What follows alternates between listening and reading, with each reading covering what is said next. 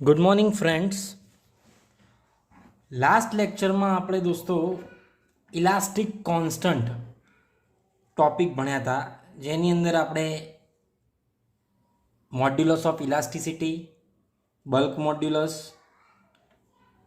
Lateral strain, linear strain એના વિશે ભણ્યા હતા. આજે હવે આપણો નેક્સ્ટ ટોપિક છે સ્ટીલ પંચ. સ્ટીલ પંચ જે છે દોસ્તો એક નાનકડો ટોપિક છે. ઘણી વખતે એક્ઝામમાં આ ટોપિકમાંથી પણ એક્ઝામ્પલ પૂછાતો હોય છે. તો દોસ્તો સ્ટીલ પંચમાં સમજીએ આપણે. સ્ટીલ પંચ જે છે દોસ્તો એ જનરલી ફેક્ટરી કે વર્કશોપની અંદર પ્લેટ પર હોલ જનરેટ કરવા માટે સ્ટીલ પંચનો ઉપયોગ થાય છે. સ્ટીલ પંચનો જે ઉપયોગ છે દોસ્તો એ શાના માટે થાય છે કે ફેક્ટરી કે વર્કશોપની અંદર હોલ જનરેટ કરવા માટે જનરલી થાય છે.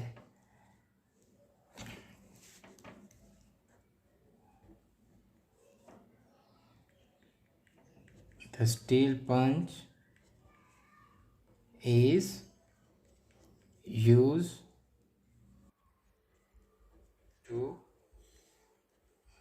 make a hole in metal plates.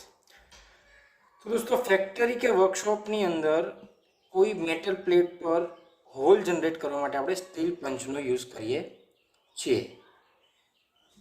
એ જે સ્ટીલ પંચ જે છે દોસ્તો એ ડિફરન્ટ મટીરિયલનો બનેલો હોય છે, જેમાં ધ ટીપ ઓફ પંચ, જે પંચ છે એ પંચની જે ટીપ છે એ હાઈ કાર્બન સ્ટીલ બીટ અથવા તો ડાયમંડ, ધ હાર્ડેસ્ટ મટીરિયલ માં ફિટ કરેલી હોય છે. શું કહે છે દોસ્તો કે ધ ટીપ ઓફ પંચ એ હાઈ કાર્બન સ્ટીલ અથવા તો ડાયમંડ જે હોય છે એ એની ટીપ પર ફિટ કરેલો હોય છે, જેના કારણે શું થતું હોય છે દોસ્તો કે પ્લેટ જે છે એમાં હોલ જનરેટ થતો હોય છે. હવે એમાં થાય છે શું દોસ્તો, અહીંયા ફિગરમાં જોઈએ કે આ રીતે કોઈ એક પ્લેટ છે, મેટલ પ્લેટ, જેની થિકનેસ ટી છે અને એના ઉપર એક સ્ટીલ પંચ વડે એક કોમ્પ્રેસિવ લોડ આપવામાં આવે છે, લોડ પી. તો એ લોડના કારણે એ જે પ્લેટ છે એમાં એક હોલ જનરેટ થશે. હવે જે હોલ જે છે દોસ્તો એ હોલનો શેપ એ ડિપેન્ડ કરે છે પંચના શેપ પર. જો તમારો જે પંચ છે એ સર્ક્યુલર શેપમાં હશે તો તમારો જે હોલ જનરેટ થાય છે એ સર્ક્યુલર શેપમાં થશે. જો તમારો પંચ જે છે એ રેક્ટેન્ગ્યુલર કે સ્ક્વેર શેપનો હશે દોસ્તો તો તમારો જે હોલ જે છે એ કેવો સ્ક્વેર કે રેક્ટેન્ગ્યુલર જનરેટ થશે. તો અહીંયા આપણે જોઈએ કે આપણે એક પ્લેટ લીધી છે, એ પ્લેટ સર્ક્યુલર એ જે પંચ છે એ સર્ક્યુલર શેપનો છે. તો એના ઉપર કોમ્પ્રેસિવ લોડ પી આપવાથી એ જે હોલ જે છે આ રીતે જનરેટ થાય છે. બરાબર. એ હોલનો આપણે લાર્જ વ્યૂ અહીંયા બાજુમાં ડ્રો કરેલો છે કે એ પંચના કારણે જે પ્લેટ છે એ કંઈક આ રીતે કટિંગ થશે અને એનો એક પોર્શન છે આ રીતે શિયર થશે, કટ થશે. બરાબર દોસ્તો. તો હવે થાય છે શું કે લોડ આપણે પંચ દ્વારા આપીએ છીએ, એ પંચમાંથી લોડ જે છે એ પ્લેટ પર પાસ થાય છે, એટલે બંને મટીરિયલમાં સ્ટ્રેસ પ્રોડ્યુસ થાય છે. પંચમાં પણ પ્રોડ્યુસ થાય છે અને પ્લેટમાં પણ પ્રોડ્યુસ થાય છે. તો હવે એની અંદર પ્રોડ્યુસ થતો સ્ટ્રેસ કેટલો હોય દોસ્તો? તો પ્રોડ્યુસ થતો સ્ટ્રેસને આપણે સિગ્મા વડે દર્શાવીએ છીએ. તો પ્રોડ્યુસ થતો સ્ટ્રેસ એ કેટલો થશે તો કે કોમ્પ્રેસિવ ફોર્સ, જે એના પર ફોર્સ લગાડવામાં આવે છે એ ફોર્સ અને રેઝિસ્ટ બાય ધી એરિયા. હવે લોડ આપણે અહીંયા પંચ પર લગાડીએ છીએ તો પંચનો જે એરિયા જે છે, પંચનો જે ડાયામીટર છે એ ડાયામીટર જે છે એના રિલેટેડ જેટલો એરિયા થશે એ એરિયા ઉપર એ રેઝિસ્ટ થતો હોય છે. તો તમારો જે એરિયા છે એ શું થશે? એરિયા ઓફ પંચ. કેમ કે પંચનો જે એરિયા હશે એટલા જ એરિયાનો હોલ, એટલા જ ડાયામીટરનો હોલ તમારા પ્લેટ પર જનરેટ થશે. બરાબર?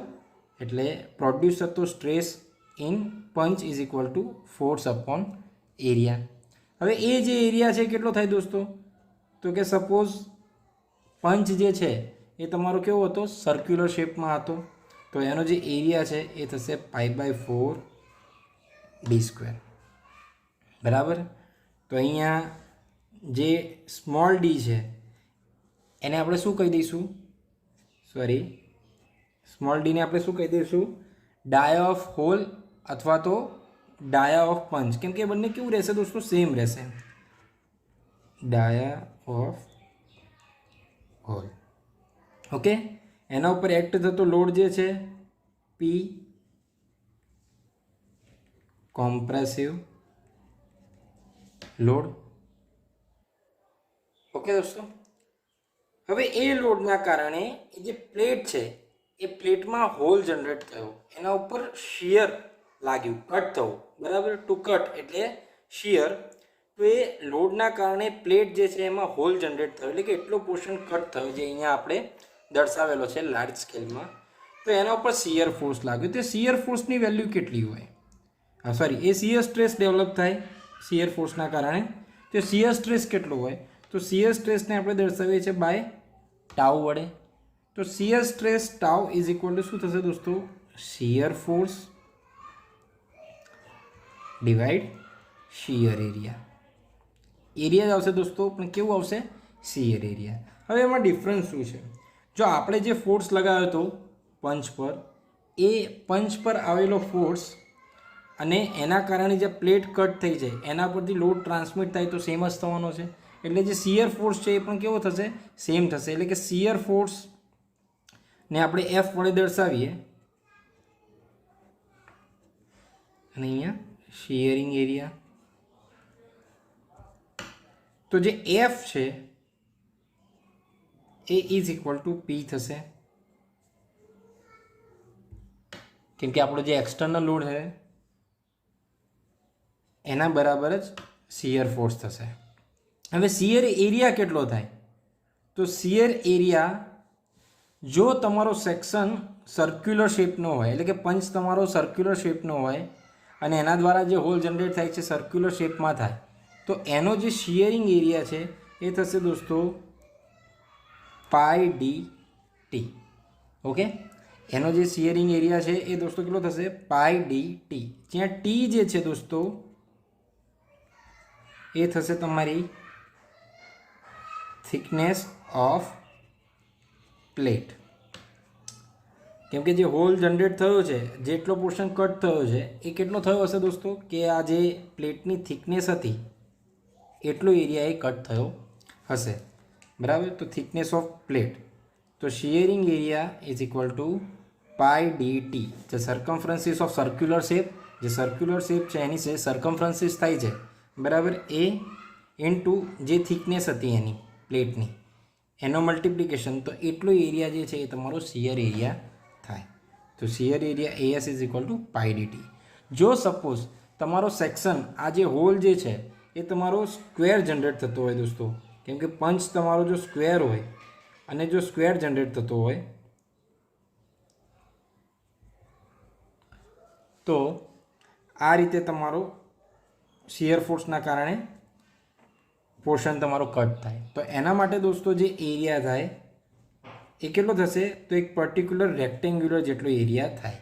અને એ પર્ટિક્યુલર રેક્ટેંગલ જે છે એ તમારો B × T હોઈ શકે અથવા તો L × T